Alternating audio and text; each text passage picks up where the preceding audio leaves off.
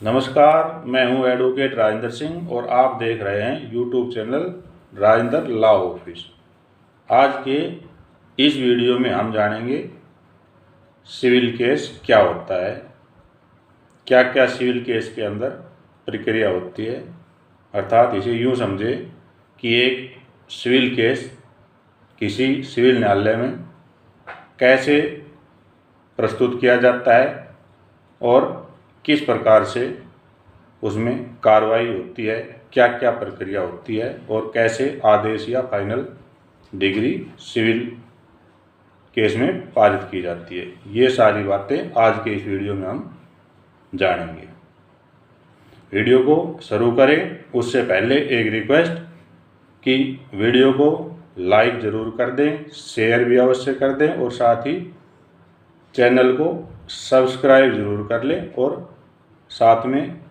Bell icon को भी अवश्य प्रेस कर ले ताकि इस चैनल पर जब भी कोई कानून से संबंधित जानकारी युक्त वीडियो अपलोड हो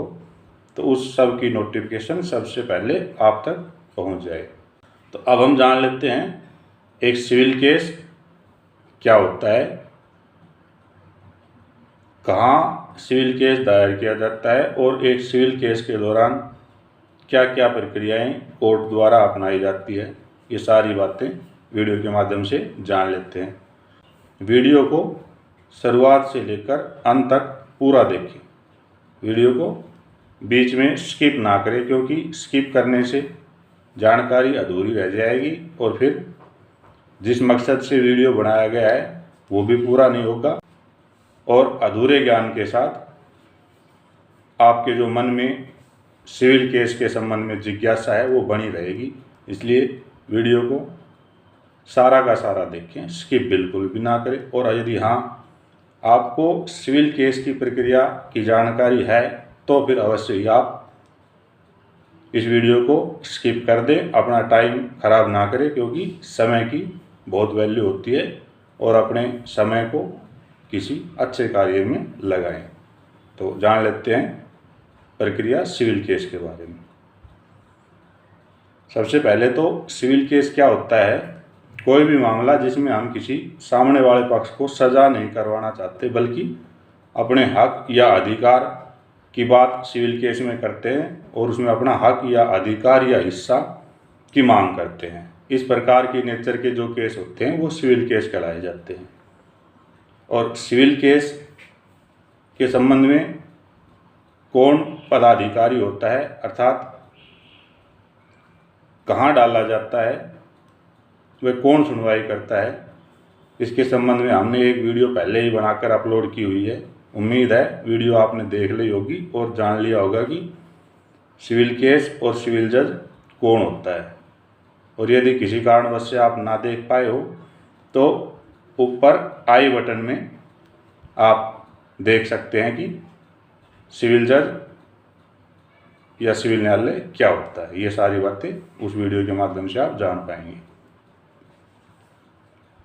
तो सबसे पहले सिविल मामला जब किसी अदालत में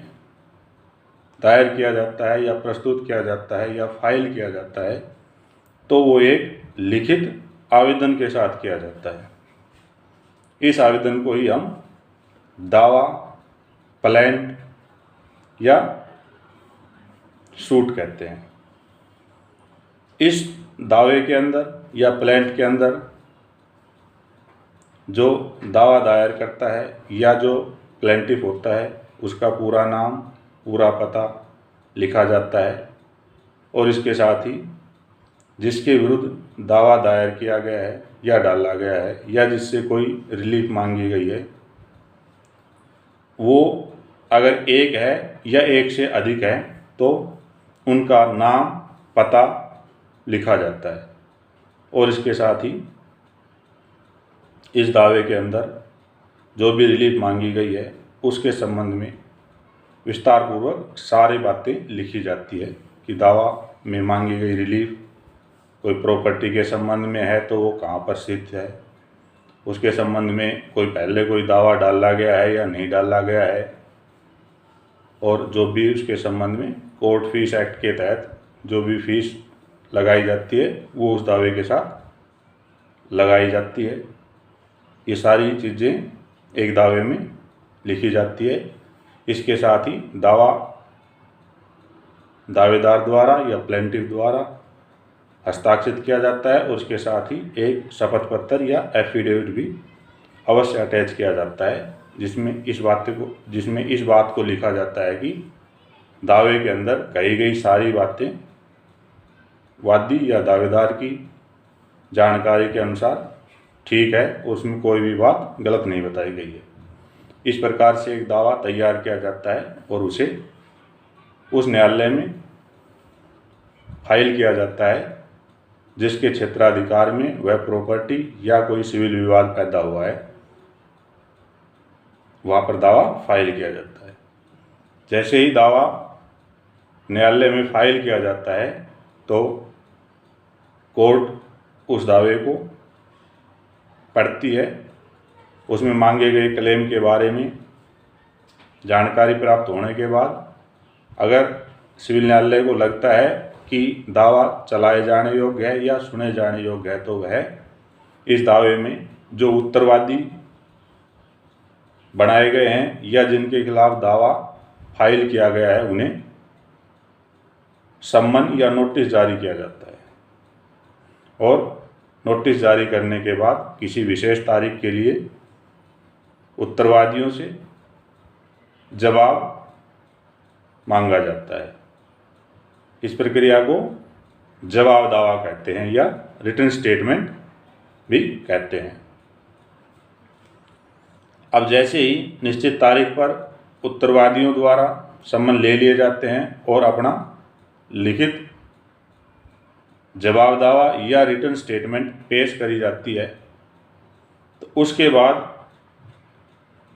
माननीय सिविल न्यायालय द्वारा वादी से या प्लेंटिफ से रेप्लिकेशन फाइल करने के लिए या जवाब के बदले में जवाब फाइल करने के लिए कहा जाता है। अब वादी या तो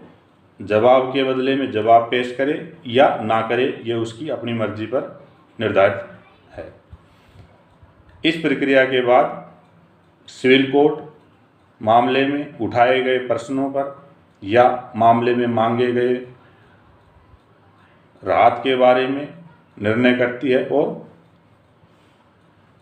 कुछ एक बिंदु निर्धारित करती है जो फैसला कोर्ट द्वारा किया जाना होता है। इस प्रक्रिया को इश्यू ऑफ फ्रेम कहते हैं या फ्रेम का इशू किया जाना, या आप इसको समझे कि विवादकों का निश्चित किया जाना। ये सारी प्रक्रिया माननीय न्यायालय द्वारा दावे को पढ़कर उसके अंदर मांगी गई रिलीफ को ध्यान में रखते हुए बनाए जाते हैं। जैसे ही किसी सिविल केस में इशू फ्रेम कर दिए जाते हैं या विवादकों का निर्माण कर दिया जाता है, तो अगली प्रक्रिया के रूप में कोर्ट वादी से या जिसने दावा फाइल किया है उससे अपने दावे के पक्ष में गवाही या सबूत कोर्ट के सामने पेश करने के लिए कहा जाता है। इस प्रक्रिया को कहा जाता है कि वादी की गवाही या प्लेंटिफ एविडेंस, जैसे भी आप समझें। ये एक सिविल केस में नियम है कि सबसे पहले जो वादी होता है या प्लेंटिफ होता है या जो दावा दायर करता है उसे अपनी गवाही को पेश करने के लिए मौका सबसे पहले दिया जाता है।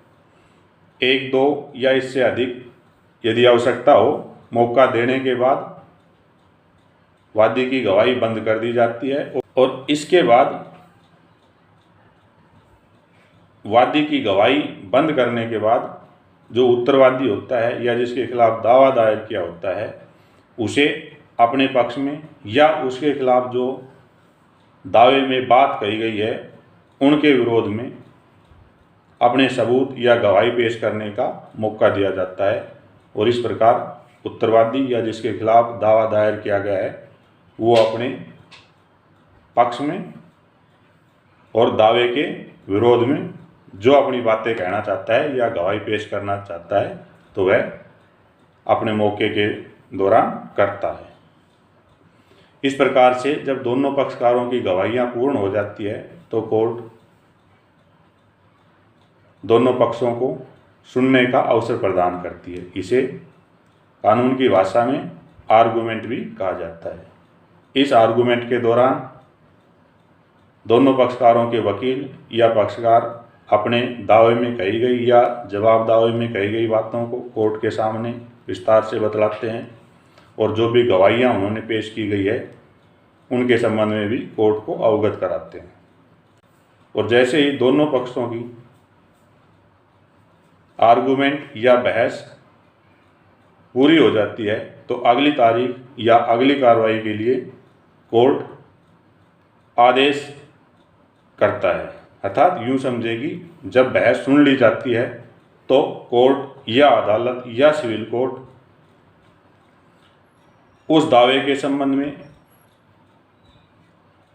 आदेश जारी करने के लिए एक तारीख निश्चित करती है और इस तारीख पर यदि मामले में पेश किए गए सबूतों, गवाहों या दोनों पक्षकारों द्वारा की गई आर्गुमेंट के दौरान कोई बात इस संबंध में पेश की जाती है जिससे कि दावा अदालत को लगे कि ठीक पेश किया गया है और पर्याप्त सबूत या गवाहियाँ मौजूद है और ऐसा कोई कारण नहीं है जिससे कि वादी के दावे को रिजेक्ट किया जाए या गलत माना जाए, तो वह दावे को एक्सेप्ट करती है या दावे को स्वीकार करती है और इसे कानून की भाषा में कहते हैं कि क्लेंट को या दावे को